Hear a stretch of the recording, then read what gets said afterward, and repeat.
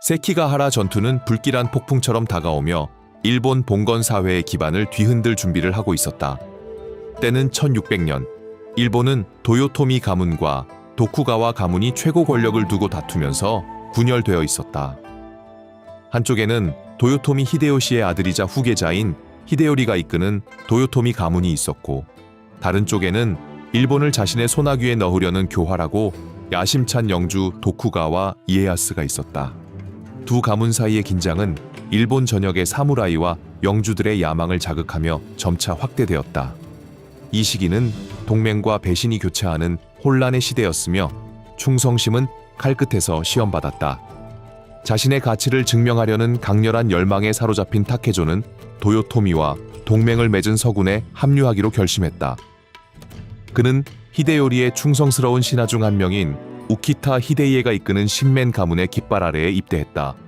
신멘 가문은 용맹함과 전투 능력으로 유명했으며 타케조는 숙련된 전사들과 함께 싸워 전장에서 자신의 흔적을 남길 수 있는 기회로 여겼다. 타케조가 신멘 가문에 합류하기로 한 결정은 단순한 우연이 아니었다. 그는 충성심, 용기, 명예를 상징하는 지도자 우키타 히데이에에 대해 깊은 존경심을 느꼈다. 또한 그의 아버지와 같은 이름인 신멘이라는 가문의 이름은 그의 소속감을 강화시키며 더 큰 목적을 위해 싸우려는 열망을 키웠다. 세키가하라는 자신의 검술 실력을 세상에 보여주고 갈망하던 영광을 이룰 수 있는 이상적인 무대였다. 그는 자신의 운명이 일본의 운명과 불가분하게 얽혀 있으며 그의 거미나라의 미래를 형성할 것이라고 느꼈다. 이른 아침 태양이 채 떠오르기도 전에 두 군대는 세키가하라 평야에서 마주쳤다. 차가운 새벽 안개가 여전히 전장을 뒤덮고 있어 다가올 공포를 암시하는 유령 같은 분위기를 형성했다. 갑옷에 부딪히는 소리, 말의 울음소리, 지휘관들의 속삭이는 명령 소리만이 긴장감 넘치는 침묵을 깼다. 수많은 사무라이들 속에서 타케조는 자신의 심장이 거세게 뛰는 것을 느꼈다. 원초적이고 피할 수 없는 두려움이 그를 압도하려 했지만 그는 순수한 의지의 힘으로 이를 억눌렀다. 아드레날린이 그의 혈관을 통해 흐르며 그의 감각을 자극하고 전투에 대비하게 했다. 대포가 울부짖는 소리가 침묵을 깨고 철구를 하늘로 던지며 적군 속으로 폭발했다. 발밑에서 땅이 흔들리고 화약 연기가 안개와 뒤섞이며 전장을 가렸다. 전투의 함성이 사방에서 울려 퍼지고 사무라이들이 강철과 분노의 혼란 속에서 맞붙었다. 칼이 부딪히는 소리는 죽어가는 자들의 비명과 신음소리와 뒤섞였다. 피와 화약 냄새가 공기를 뒤덮어 혐오스럽고 무서운 분위기를 자아냈다. 검을 손에 든 타케조는 굶주린 늑대처럼 전투 속으로 몸을 던졌다. 그는 민첩하게 움직이며 적의 공격을 피하고 정밀한 방역을 가했다. 검술의 오랜 훈련을 통해 얻은 기술로 전장에서 춤을 추듯 움직이며 죽음의 혼란 속에서 길을 열었다. 전투 기록에는 그의 업적이 자세히 남아있지 않지만 일부 단편적인 이야기는 악마 같은 분노로 싸운 젊은 사무라이의 용맹을 언급하고 있다. 그의 검은 무자비하다고 전해지며 적을 마치 바람에 흩날리는 마른 나무십처럼 베어냈다고 한다. 심지어 전설적인 산의 정령인 텐구의 초인적인 힘을 가졌다는 속삭임도 있었다. 생존자들 사이에서 조용히 전해지는 한 이야기는 타케조가 적 사무라이 무리를 홀로 상대하며 자신의 병사들의 후방을 지켰다는 내용을 담고 있다. 그는 번개처럼 빠르게 움직였고 그의 검은 갑옷과 살을 외과 의사의 칼처럼 정밀하게 베어냈다. 그는 7명의 적을 쓰러뜨린 후 팔에 부상을 입었다고 전해진다. 부상을 입었지만 쓰러지지 않은 타케조는 자신의 가문에 대한 충성과 생존하려는 의지로 계속 싸웠다. 전투는 몇 시간 동안 이어졌고 그것은 죽음과 파괴의 끔찍한 춤이었다. 그러나 전투의 운명은 이미 결정되어 있었다. 이에야스의 배신과 전략적 계략은 서군을 무력화시켰고 서군은 수적 전략적 열세에 빠졌다.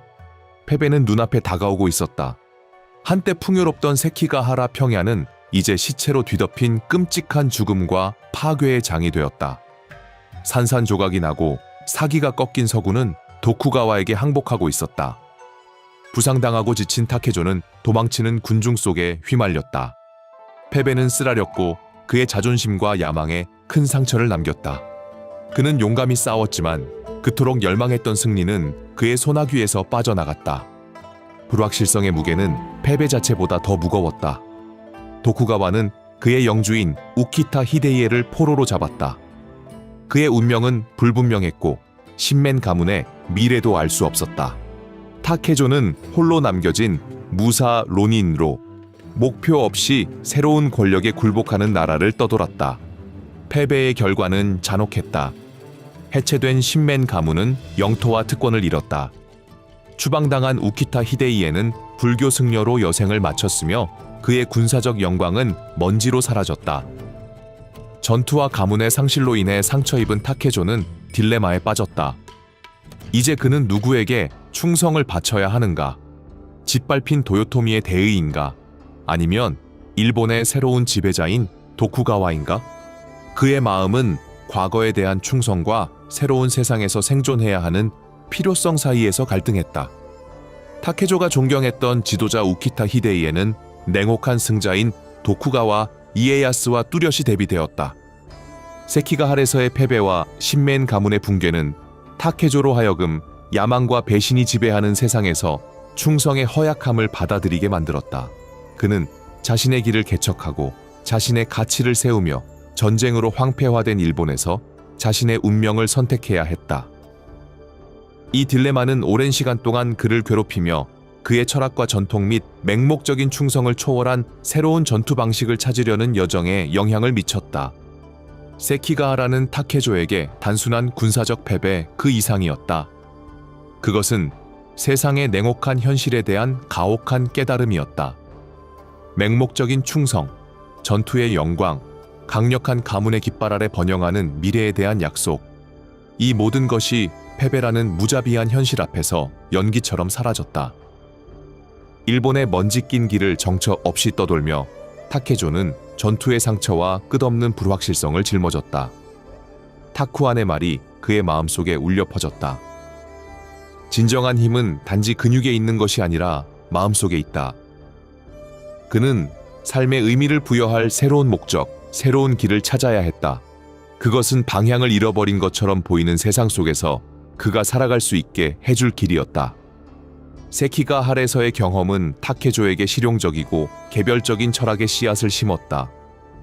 패배는 그에게 가문이나 영주에 대한 충성이 일시적일 수 있으며 전투에서의 영광도 종종 덧없는 환상일 뿐이라는 것을 가르쳤다. 그는 진정한 힘이란 역경을 극복하고 적응하며 모든 것이 잃어버린 것처럼 보이는 순간에도 앞으로 나아갈 결단력을 스스로에게서 찾아내는 데 있다는 것을 깨달았다. 전에는 전쟁의 도구이자 영광을 추구하는 수단으로 여겼던 검이 이제는 자기 이해와 자기 개선의 도구로 변모했다.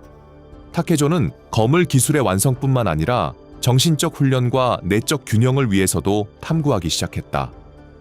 자신만의 길을 걷기로 결심한 타케조는 젊은 시절의 이름을 버리고 자신을 영원히 기억될 새로운 이름으로 바꾸었다.